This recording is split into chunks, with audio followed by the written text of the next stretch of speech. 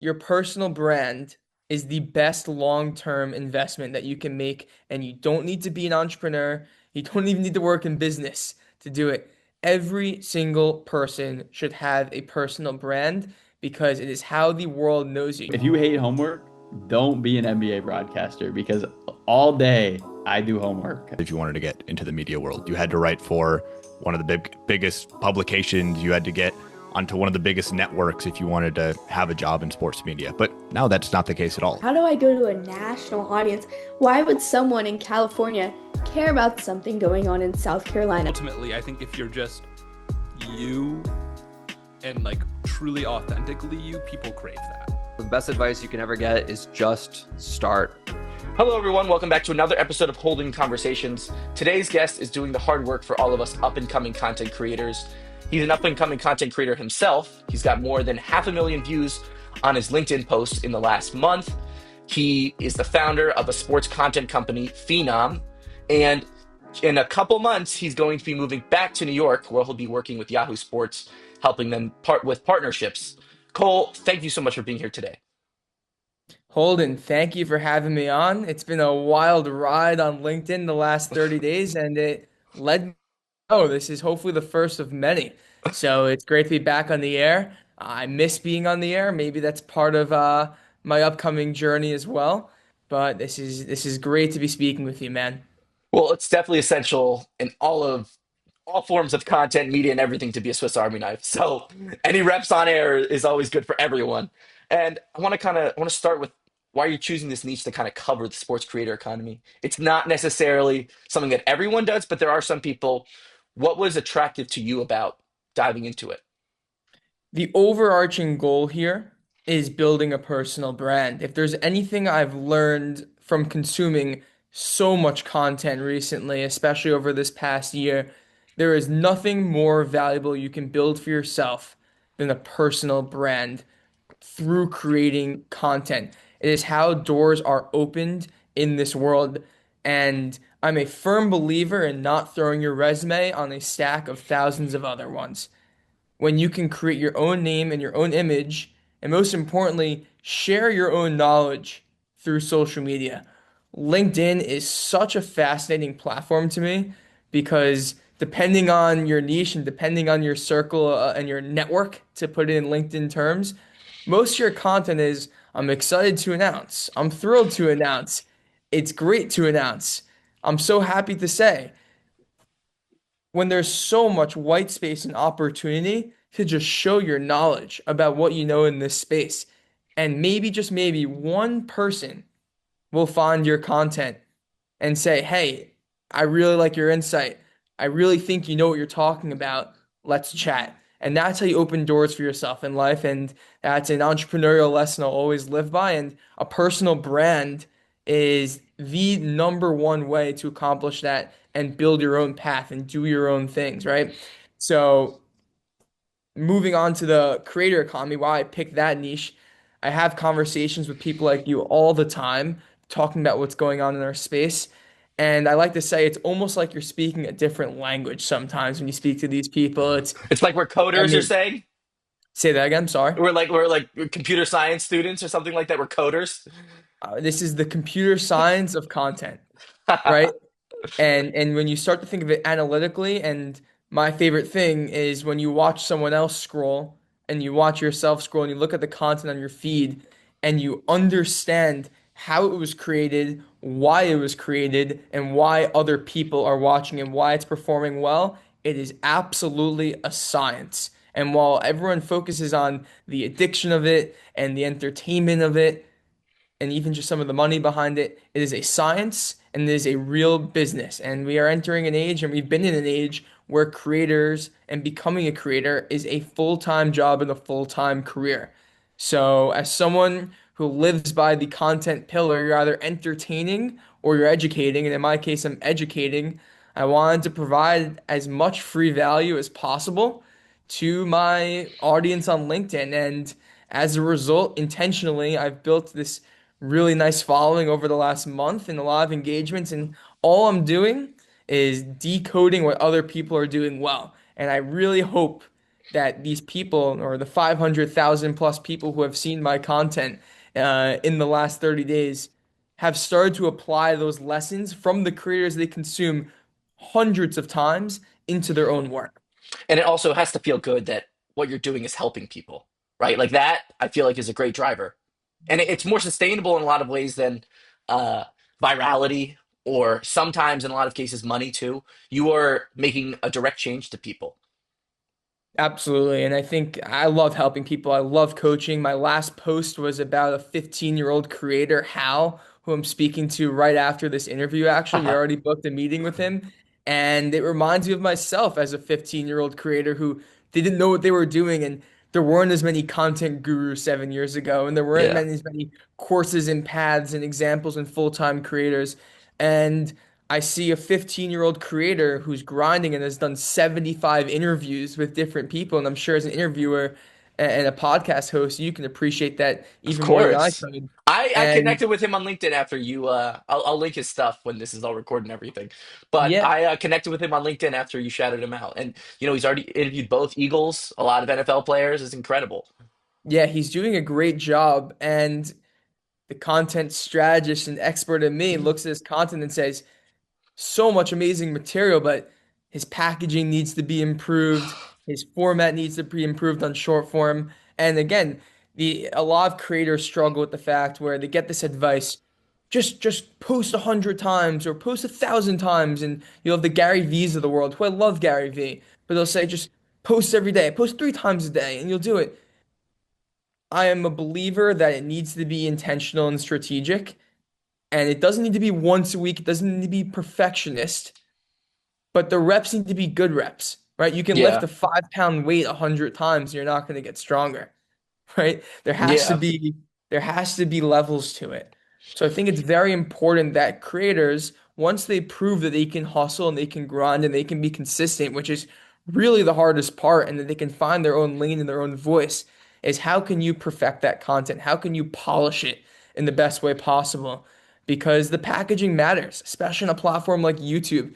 You can have the best videos possible. And if your thumbnail stinks and your title stinks, no one's gonna watch it. It's And packaging. additionally, with packaging, YouTube is a lot of algorithms are very different. YouTube is a sphere that will actually just reward good content, period. So even in a place that rewards good content, packaging is so important. Like that is a part of good content. It's not separate from it. Oh, my video was great. And by the way, I've struggled with this. Oh, my video was great. Yeah, but my thumbnail sucked and that screwed me. Like that can be the story for everyone, but it's so important. Packaging is so important.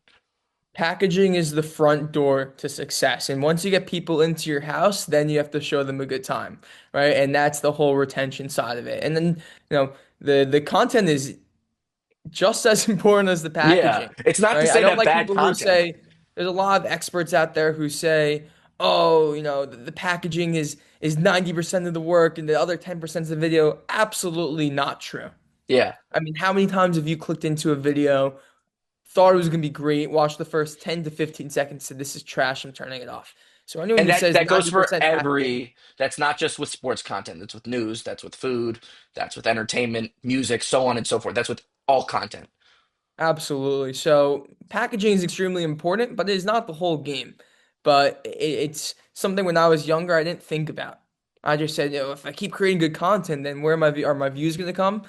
But that's really what separates the good creators from the great creators. And that's why I'll sit down with Hal in a few hours from now and really teach him some game. And I'm happy to give back to someone like that. I think it's really important. And I really hope that these schools and content programs, especially at the college level, are helping these young creators not just get reps, but also learn the strategy and the game behind creating effective content because it makes it more fun. The viewership, the dopamine hit of having a viral post is amazing, right? And we want to make sure we can get that feeling for as many people as possible. Well, and also another thing too, with kind of like the giving back as well, is that you get to kind of see your younger self in a lot of ways. You said for this content creator that you're going to speak to in a couple hours, his name's Hal. Like I said, I will link his stuff. You were him as at one point too.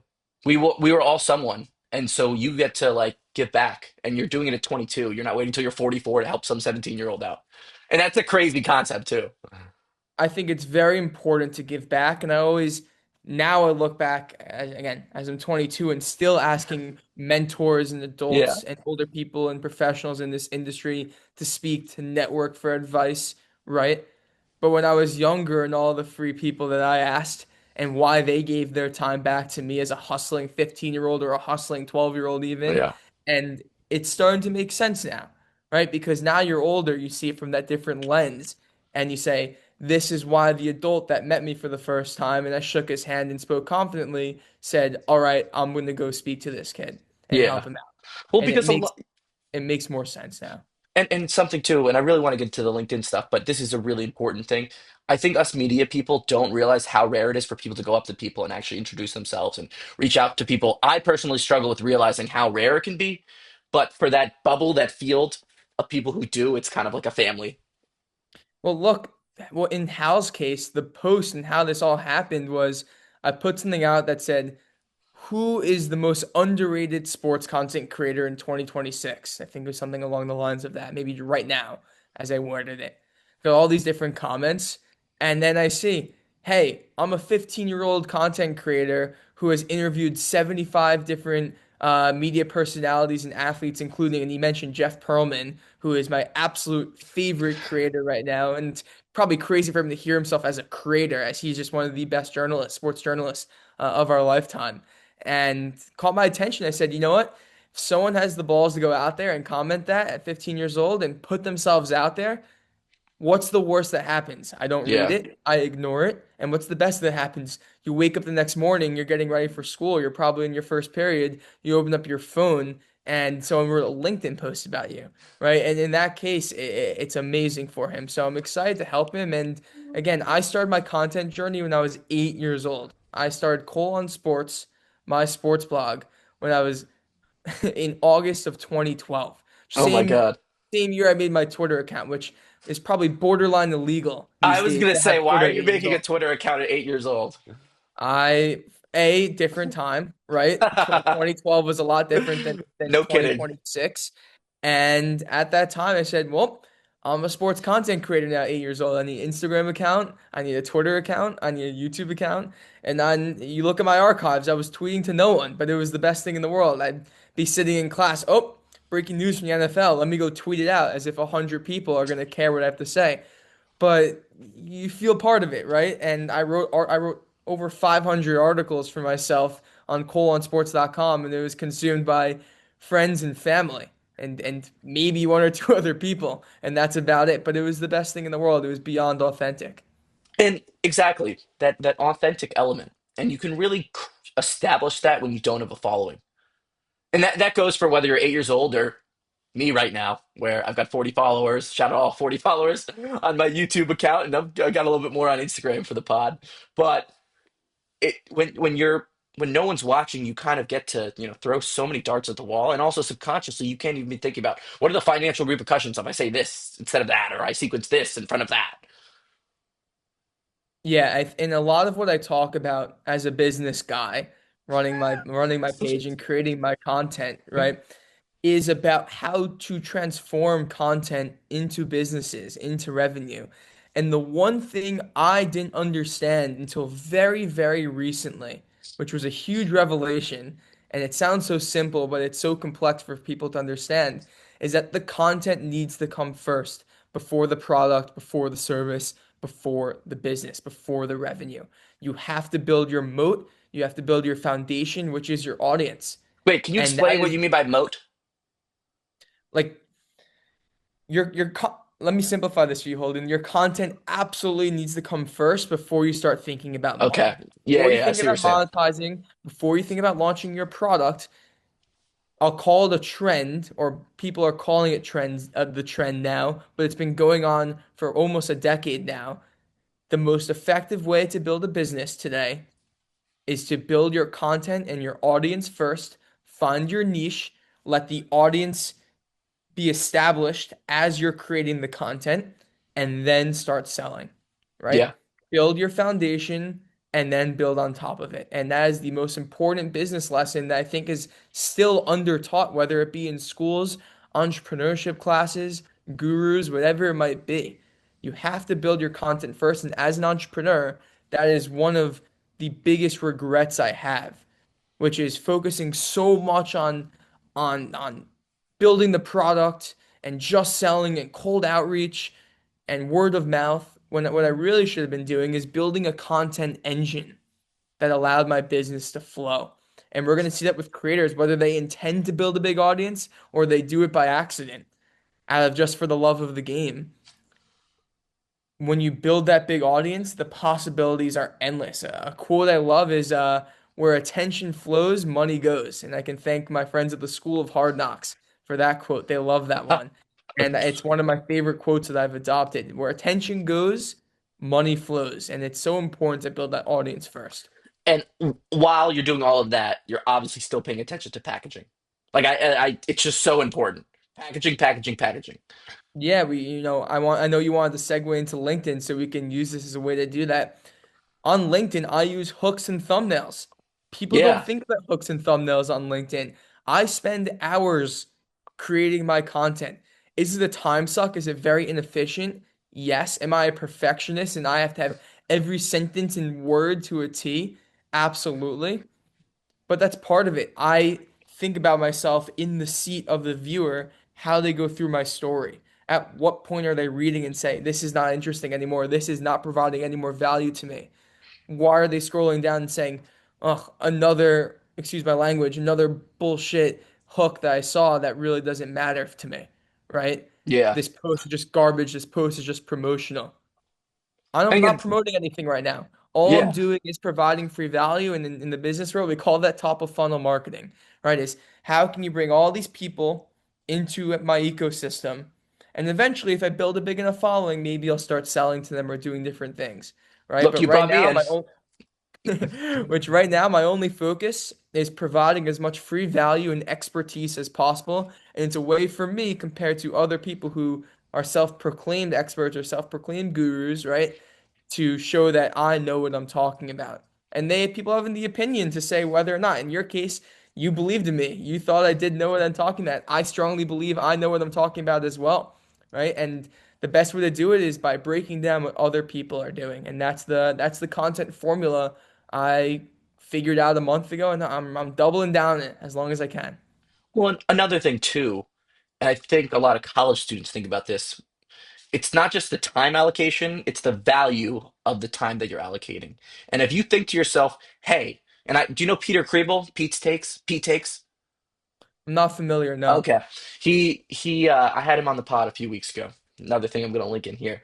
We were talking about, look, would I rather get an A in my history class or really crush this content? He's got like, 100K plus on TikTok for NFL content and more in other and a lot in other spaces.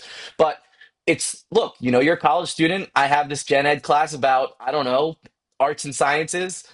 What's worth more of my time? Spending an extra 2 hours to go from an 80 to an 89 on the exam, or like spending another 2 hours to build something that's for me for more long term? It's kind of an understanding of like what's the most important thing for me Your personal brand is an investment. in The this best sphere, long in this sphere, in the yeah. I'll rephrase this. Your personal brand is the best long-term investment that you can make, and you don't need to be an entrepreneur. You don't even need to work in business to do it.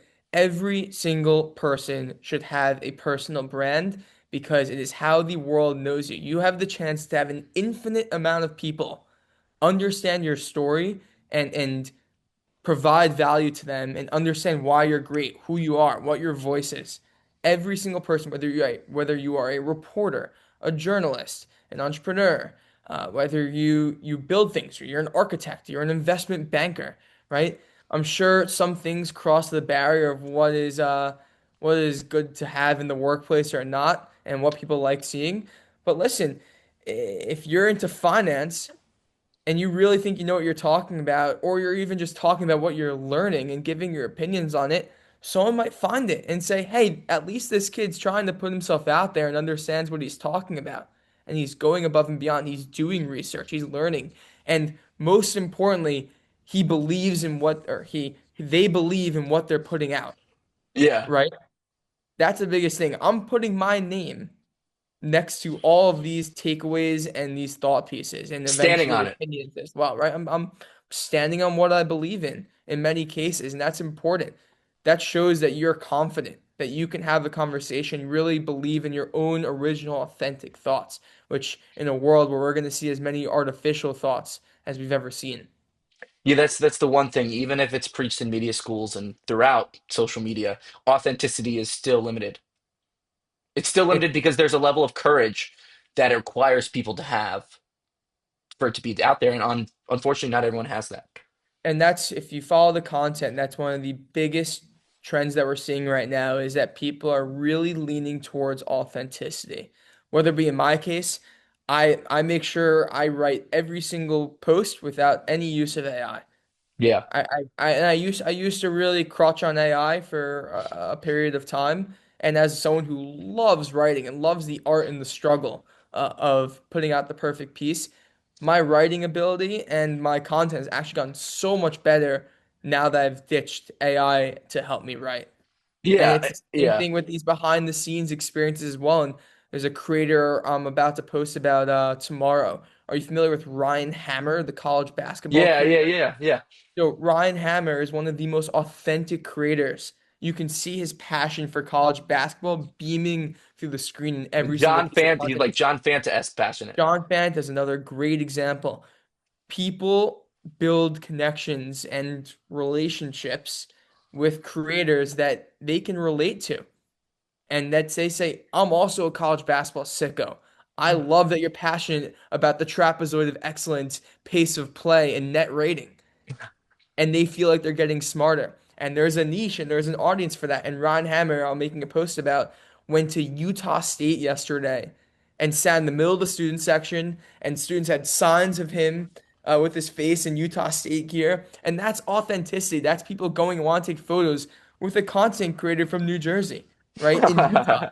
And I think it's an incredible byproduct of today's modern landscape of content, going behind the scenes and speaking to players and coaches. Authenticity will win.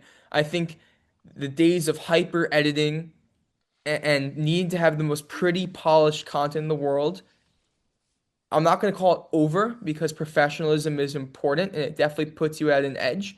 But the authenticity is super, super important. And don't mix it up too much with packaging. There's a difference between packaging and making your content overly polished, right? The authenticity is important. Being able to take a face cam right here and talk straight into your phone, or as one person put it, like you're on FaceTime with the Yeah. person that you're watching. So for people who make talking head content, which is the term that we use in our space, you have to act like you're in FaceTime with them. When I watch Jack Mack and KFC from Barstool, right? Or even Jeff Pearlman when he does his TikTok videos, feel like I'm on FaceTime with them. I feel like they're talking right to me. And you build that relationship with them. And then you see them in person, and that's where the magic happens. By the way, with Ryan Hammer going to Utah, how many people from the state of New Jersey do you think are actively in Utah right now? Not a lot. Not a lot. And I Not a say lot. that as a joke, but also to show, look, you go where the people are. Yeah, and he was at BYU yesterday and he's rating different college environments across the country. I think it's incredible. And you get this behind the scenes look. He was at the UF facility the other day, and the reigning national champions. It's really cool what he's doing, and it's a great example, a textbook example of what creators should be doing now. And he found a niche, he found a lane. And if you look through his content, which is to keep going on with LinkedIn, part of my research process as I make these posts is I look at the creator journey. I scroll all the way down to the first videos that they made to see how they got up to that point where they really started to click. In Ryan's case, his first two videos was a Lego setup of a stadium and a comedy skit about putting dishes away after washing them in the dishwasher.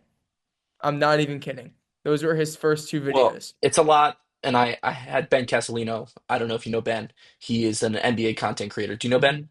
I saw your post about him today. Yeah. Oh, okay. Well, awesome. Awesome. He was telling me how different his videos were in 2021, and now it's 2026, and he's 22 years old and self-employed, even self-employed, and graduated college, and really didn't need his degree to do what he's doing. There's just this art of doing. And yes, we were talking about Gary Vee saying to post 1,000 times, or 1,000 times, just post, post, post. But obviously, you want to have control, but there is just an element of just keep going.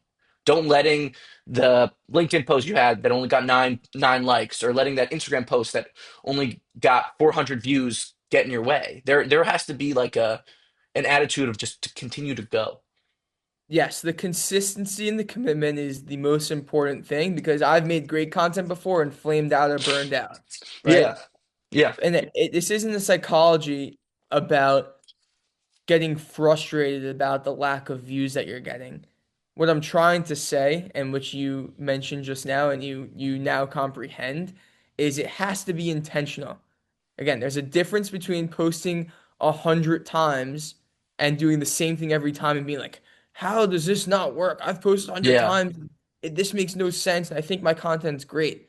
Versus I've posted 100 times and every single time I stepped up back to the plate to go and create content, I was trying to improve upon what I did last time until you find the repeatable format, the holy grail, the thing that works that you can do over and over and over again. And the trick for these creators, and again, you'll see this in my content as I post about them, it's the number one common theme in all of these case studies, is you post, post, post until you find the first hit video that works and you double down, you triple down, and you improve that format as much as possible. And you do it over and over and over and over and over again. And milk as much viewership as possible out of that. And then on top of that, once you have that format down, you work to experiment to find the next repeatable format. The most successful short form creators, especially, but also long form creators, have an arsenal of repeated formats that they use. It's not just one. They have multiple series that can go on and they have longevity. That's the most important thing that you can do as a creator is find your repeatable format. And that again stems back to the thing, oh, pun intended here, stems back to the scientific element of this all. There's a science behind it, and everyone's like, "Oh, the algorithm in this." Yeah, of course the algorithm's important, but the science behind it is a lot simpler than people make it sound. People make baking videos and unboxing videos, and it all follows the same formula. Even the cute puppy videos you see on Instagram and send around. Why do those cute puppy videos do well? Because they get sent to group chats. When I send one to my mom, right? Every platform has different value in it. On Yeah. Instagram, if you look at Adam Mosseri, who's the CEO, he creates awesome content himself about Instagram tips and tricks and really the transparency for creators on what makes content work. Instagram is not the same as TikTok. Why do some creators do well on Instagram and not well on TikTok? Because their content's more shareable. Instagram has positioned itself to what's the word I'm looking for? To push content that is more shareable. That's why when you go on Instagram, the middle button, which they just changed their user interface, as I'll Yeah. pull up, that's why the middle button here is the DM button because they want you to be using it. That's Yeah. the most important thing, right? They want you in the group chat as much as possible. As more important than any like or comment is can your video get shared to the group chat? That's why those puppy videos do really well, right? People love them. They want to send them to someone else. And for our audio viewers, Cole just pulled out his phone and showed how Instagram's interface changed a bit and how the middle button of the five, I think it's five on the bottom when you're on the app, the middle one is now the send button. I want to kind of talk about varying content, uh, varying apps and kind of their purposes, especially with LinkedIn too, how a lot of ways it's a vessel. LinkedIn is kind of like a vessel to lead to other things, but simultaneously it's also becoming this place where people are actually just making content, period. It's kind of like Twitter-esque in a lot of ways, in the sense that it's very heavy on the just the words. On the written word, exactly. And I love you brought up Twitter because the same way TikTok is to Instagram, where people keep repeating short form content, I know several creators who have recognized now are putting their LinkedIn posts on Twitter and vice versa, which is really interesting. It's the written word, and every platform should have its own specialty. And a big talking point recently on my feed is, especially for athletes and teams who have all different platforms worth of content, the days of one overarching content strategist are also going to be over. You can't just have a social media manager anymore. Yeah. The smartest teams, the smartest athletes, the smartest brands are going to have a YouTube specialist and an Instagram specialist and a TikTok specialist and a Twitter specialist and a LinkedIn specialist and a Substack specialist for newsletters. That's going to be the biggest difference now. Every platform operates differently. Every platform has a different purpose. And that's another big trend that you should expect to see is you will have people who understand everything in different ways and can dip in. And that's, the holy grail is you find someone who understands all five platforms at once. Well, and in many of the cases, maybe you just want one person who understands YouTube so well, right? And knows packaging, understands thumbnails, understands retention, understands frequency and what other creators are doing, and consumes enough content that they have references of people to copy from and And be another inspired. and another thing too, it's not like people just who are on Instagram aren't on TikTok. Everyone's on everything now. So they're all valuable. You don't want to waste anyone's time on those apps. Yes, they're absolutely all valuable, but there are people who take breaks from different platforms. I think that's Yeah, another thing to for look out sure. for this year, which are, I'm sure you have conversations with your friends as well, but some of mine are, I deleted TikTok for the last month. I've been off TikTok for a year. It's too addicting. I had to get off of it. I deleted Twitter because it's too addicting. I keep checking. Me personally, as the content guy, for the last 2 weeks, I finally got back this past week, but for 2 weeks, I logged out of my personal account on every single social media platform. I was only logged into like a Cole on Sports account for sports content. I logged out of my personal because I couldn't do it anymore. It was too Yeah. addicting. It was taking too much time. Serious problem. Serious problem. But also the platforms will win in the end. The algorithms are just too they're too powerful. So for LinkedIn, when you do you log out of LinkedIn too? No. Well, Oh, LinkedIn was the one I had to use the most. I was focused on my LinkedIn content, but then I said, how hypocritical. I need to be scouting all these different creators and finding different topics to write about. I got to be consuming as much content as possible. okay. So I got back on my feeds, but I'm trying to limit it and I'm trying to make my I call it productive doom scrolling. So I'm trying to do that as much as possible. Touche, touche. When people look at your content because you're trying to educate people, what emotion do you want them to feel? I want them to feel like they're getting smarter every single time they read my content. I want them to screenshot it. I want them to save it. I want them to send it to a colleague. I want them to implement it. I want them to reference back to it. That's the value. And personally, when I look at some of these creators' content, I go through it and off the bat, I know exactly what their strategy is. But what I've learned through this experience from the viewers and the people who have reached out to me and said, I've been finding your content extremely insightful, is that people don't see content the same way I see it. And I think it's a very humbling reminder to a lot of people, a lot of experts in their field, that what is easy for you is not easy for someone else. Right? I've Yeah, learned this as a graphic designer. I've given templates and told people to do different things. And I'm like, oh, it's easy. You can do it. It's easy because you're good at it. You like cooking, right? yeah. Love Cooking, cooking. I started cooking a year ago. Hell Before that, yeah. I could not cook at all. And everyone's like, dude, it's easy, just try. And it's like, oh my God, it's so hard. I don't want to do it. I don't want to try it. It makes no sense to me, right?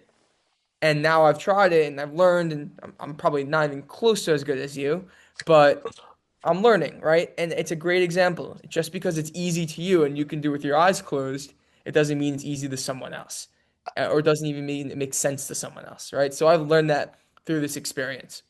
I'm training for a half marathon, and I was talking to someone who's been running for like their whole life, and I struggle with the mental side of running.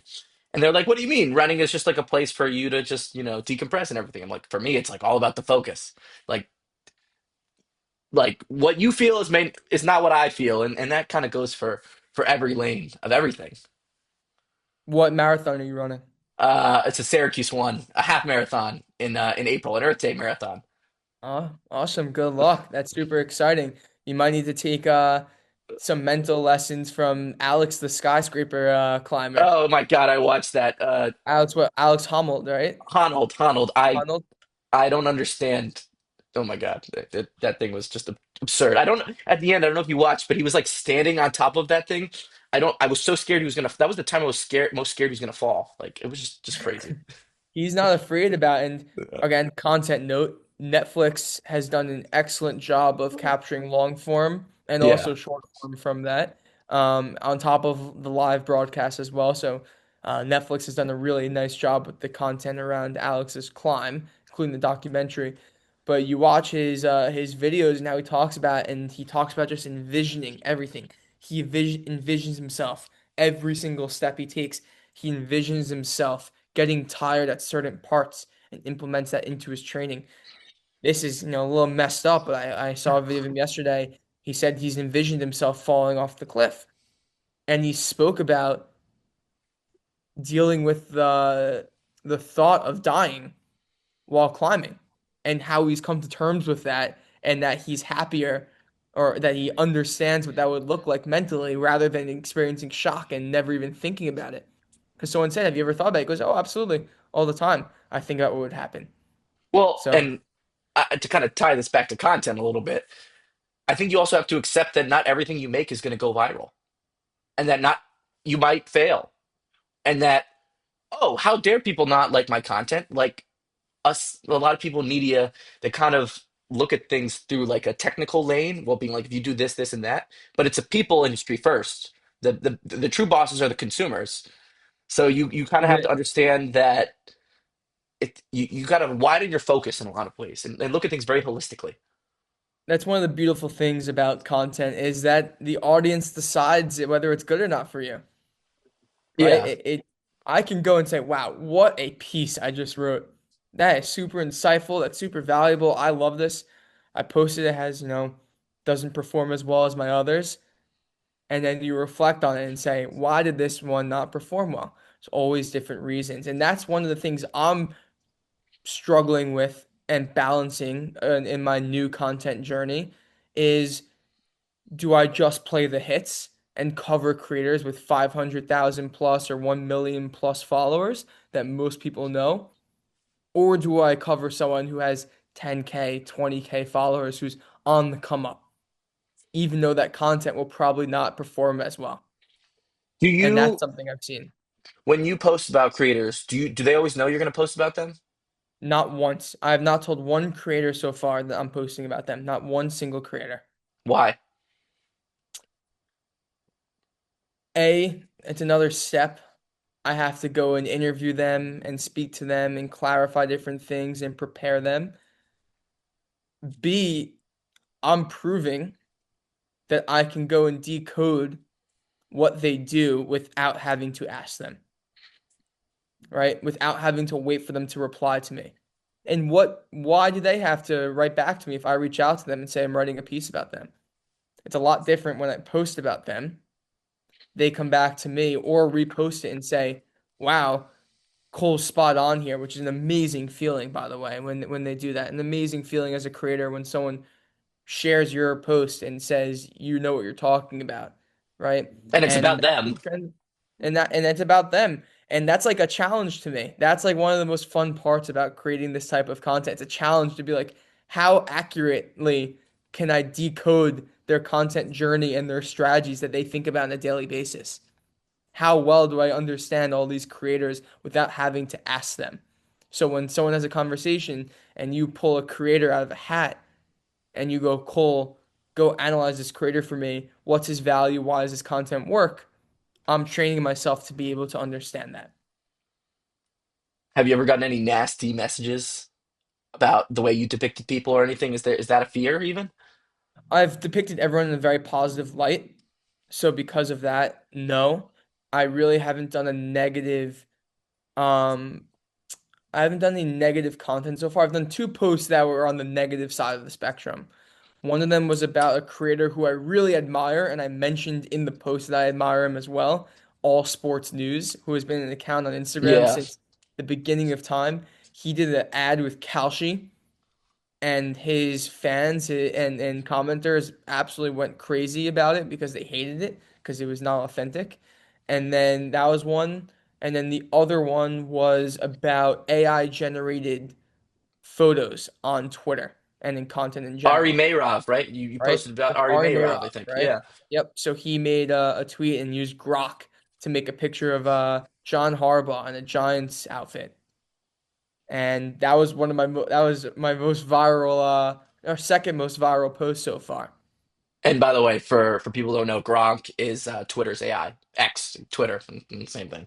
I don't call by the X word, only by Twitter. No, yeah, it's Twitter. Just a few more things here. I want to talk a lot about saturation. There's a lot of it, and it's not just something that is on LinkedIn. It's on TikTok. It's on Instagram. It's on Twitter. It's on Substack. How do you avoid saturation with your own work, and then how do you think people should go about avoiding saturation? Or It's an saturate being part of the saturated content sphere. Holden, it's an amazing question, and we're going to be in a time now where there will be more creators than ever. As more people realize that there's less of a barrier to entry to create content because it doesn't need to be professional now, and the cameras have gotten better on your phones, and the editing software has gotten more powerful, and people like a raw, authentic video of you just talking into the phone or just writing your thoughts. There will be more people creating content than ever. I go through my suggested on Instagram all the time because it just shows up on your feed, and I see people in my contacts creating extra accounts for themselves all the time. So we're going to be in a level of saturation we've never seen before. But I think that's amazing because it allows people to find white space that hasn't been tapped into. You don't need to be the absolute first person to get into the space. I'm not the first person to decode creators in the creator economy and do case studies, but you put your own authentic voice on it. And you find creators that maybe someone hasn't covered yet, or you find a series that someone hasn't done yet. It's all about finding the white space and finding your own angle within your niche. It's super, super important to do that. And that's the best way to fight against saturation. How would I think the job interviewing process of content creators is going to change. It's not really a thing right now, but as these major media companies say, hey, we're just going to hire you to just go make your own content, kind of like how music labels do that. How would you suggest to people to describe what differentiates their content, especially when they're in like a saturated sphere? Like if someone asks them, Yeah, like what makes your content different? How do you say that when you know that you're part of the saturation the sphere? best way is not to tell them, but to show them. And the numbers speak for themselves. The stats don't lie when it comes to that stuff, right? Is the best part about using content as your foundation if you're looking for a job, if you're looking to flip your career, if you're looking to build a business, is is that your content allows you to show, not tell, right? You have your own portfolio. This is my progression. This is when I shifted from one thing to another, right? It's a big difference to talk about it, to talk about to say that you know what you're talking about or prove that you know what you're talking about. And that's the biggest difference is being able to show and not tell. How do you think there's some irony that there's going to be more content creators as AI continues to get powerful? More powerful, excuse me. It's already super powerful. AI generated content's a very interesting topic to me. I think there's good and bad in it. I think AI generated content could be very good for entertainment purposes. I've seen a lot of really funny AI generated videos and they're highly, highly, highly shareable because they have infinite potential and infinite Yes. opportunity. And that's amazing on Instagram. That's why you scroll through Instagram Reels, and I'm sure you have some friends that have some pretty crazy feeds that they've generated for Oh my themselves. It's like God. kind of embarrassing, but um, It's so crazy that you can see what other people like now. Again, but it's crazy how easy it is to see it. yeah, I mean, it blows my mind that some people like some content on Instagram when they know their name can be attached to it. Yeah. But regardless of that point, AI generated content's interesting in that way. But what I've realized lately is a lot of people are starting to sniff what written content is AI generated, which I think is Yes. great. Like let's shut that shit down. I'm tired of it. I don't want.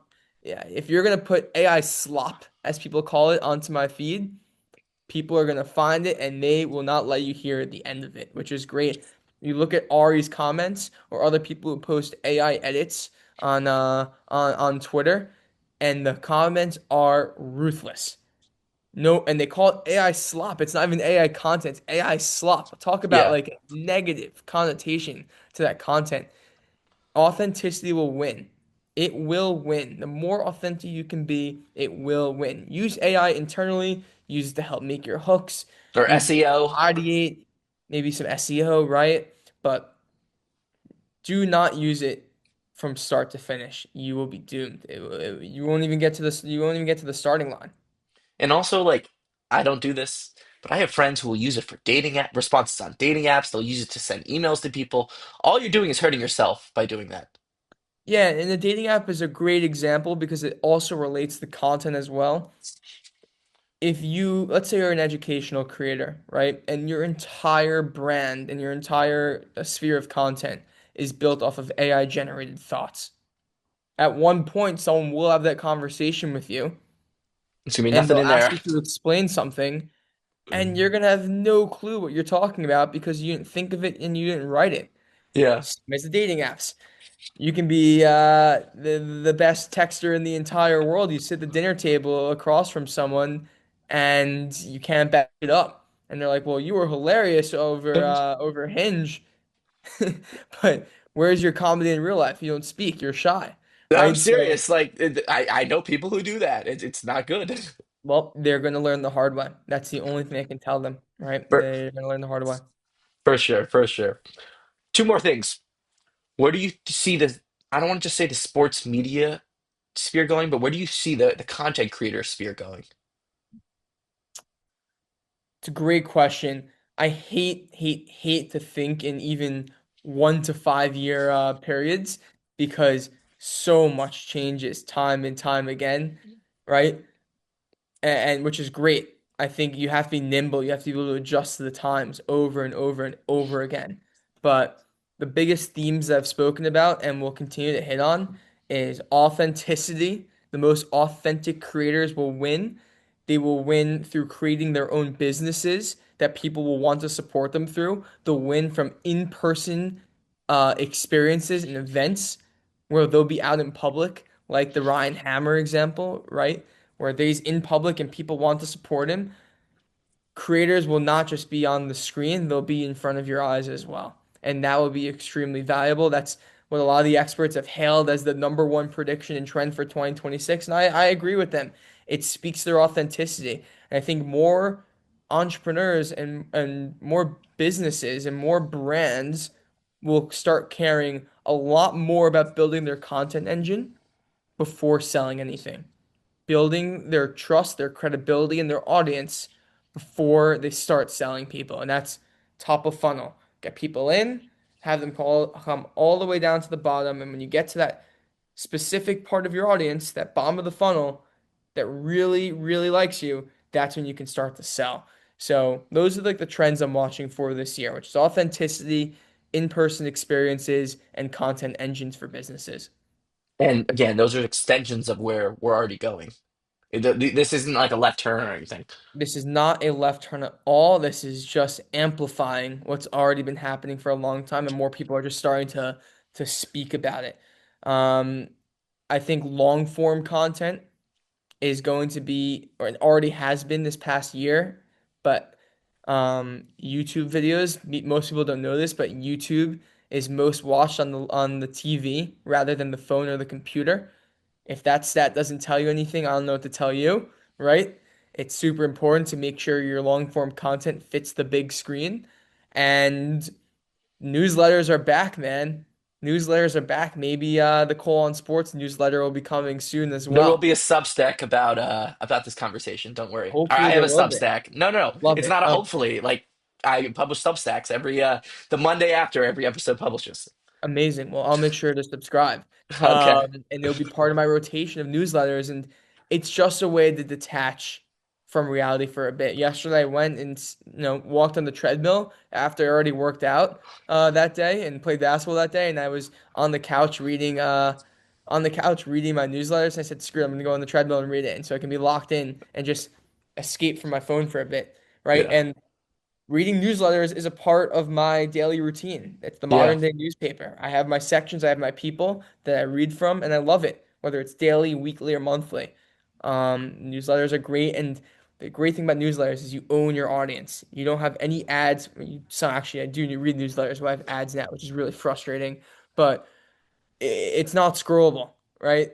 You just keep going through it, which is great. So I think newsletters are very powerful, and as people like to say, you get to own your audience. Tyler Webb is my favorite newsletter, but I'm biased He's because I had great. him on the pod. I'm in the ninth. Tyler is a good friend of mine, so he's great. He's doing an amazing job. Yeah. And then lastly, and I ask this to every guest, and I say this will be my first ever sponsored segment when we get there. I'm just trying to like speak that into the world, but it can take some time. What it's advice to your younger self. So for you specifically, I want to know what advice you'd give to any content creator who is just getting started that you know now as you're so deep into your content journey. I'm someone who's very hard on my younger self, very hard on my younger self, when I really shouldn't be. And it's my biggest criticism is that I'll say I can't believe I did this when I was younger. I can't believe I was doing this wrong. It's all development. The best thing you can do, and the best advice I can give to my younger self, is build the biggest portfolio possible of content and never, ever, ever stop creating and try as much as possible, which I twisted and turned way too much throughout my time, which was good because I dipped into so many different things, but I wish I didn't. Like, I wish I'd been consistently posting on LinkedIn for a very long time and didn't care about it being very pretty and perfect and polished. I wish I continued my podcast and continued bringing on guests and kept doing that. When I wanted to be a sports reporter and a sports media analyst back in the day, I wish I kept creating over and over, right? So I think people need to do a better job or I keep saying people, but if I had to give my younger self advice, is not to pivot as much and to stay a little bit more consistent, to stay the course on a few things, and don't twist and turn when you see a new shiny object, and stay consistent. But post as much as possible. Post about everything. Take as many photos with everyone as you can. Document everything. You never know when they'll be valuable. I wish I had photos and videos of me blogging as an 8-year-old. I wish I had photos and videos of me starting the first variation of Phenom when I was a sophomore in high school. All I have is a few company memos and some screenshots I sent out to some people and some text. I wish I was recording. I wish I was journaling more. I'm a huge journaler now. I have multiple journals that I write for all different things. It's one I of journal every day and I meditate. So you're it's preaching to great. the It's one of choir. the best things I started doing is journaling because I go back and I recap my entire year now and I have all this content to use from. Document everything. Post everything. It doesn't have to be perfect and anyone can find it. It just opens up so many doors for yourself. And also keeps you I don't want to say more versatile, but just you have just more tools in your toolkit. Absolutely. And I'm going to refine my original response because I just gave a long-winded answer and I actually don't regret all the twists and turns. So this is my official answer for the advice I'd give to my younger self is document everything and post about everything. Focus on your personal brand, whether you're building your business, whether you're trying to become a sports media broadcaster, reporter, creator, whatever it is, a student, a leader. Document everything because the one overarching theme behind all the different things you do in your life, whether you're cooking, podcasting, building, running, right? In your case, is your personal brand and letting people know what you're doing. It's the number one way to let people know is by putting it out there to the world. For sure. Do you have anything you want to plug or shout out? The LinkedIn, man. Follow Cole Nevins on LinkedIn. I don't know if anyone's ever said that to plug their own platforms. Follow Cole Nevins on LinkedIn. Um, well, it's we're gonna see the expansion of content very soon. I don't know what it's gonna look like. If it is, it's gonna happen on @colon sports on Instagram, TikTok, and Twitter. So it's either Cole Nevins or Cole on Sports. That those are the two accounts to follow. I'm trying to figure out as the content strategist how I want to um, expand my LinkedIn content onto other platforms. But right now, the LinkedIn train is rolling, so we're gonna stay on it. I can confidently say, and anyone who's gotten this far into the episode, one, thank you. Two, you're definitely like 20% smarter than you were an hour ago or however long it's been. Like, I can't believe how many things I've learned. Cole, thank you so much for everything today. Holden, I appreciate you, man. I'll remember my first podcast from the LinkedIn era. You will be the first one. I will definitely be posting about this podcast. So you'll get some nice publicity for your show. And I'll be here to support your journey. If you have content questions, you're a phone call and text away. Of So let me course, of know. And course. if anyone has made it this far in the episode, you also are able to get a free consultation from Cole Nevins. Love So, that. Look, um, I said to plug things. I said to plug listen, things. just DM me. I am very good at responding to all my DMs unless you are trying to sell me something before you connect with me. So, if you've made it this far, you absolutely deserve to have a sit down session with me and learn about content and get nerdy with me. Thank you all for listening to another episode of Holden Conversations. Make sure to like, subscribe, turn on post notifications, and also follow Holden Conversations on Instagram. Also, you know, just got the logos in and everything. This is the second episode with all the new graphics and everything. Let me know what you guys think in the comments. Until next time,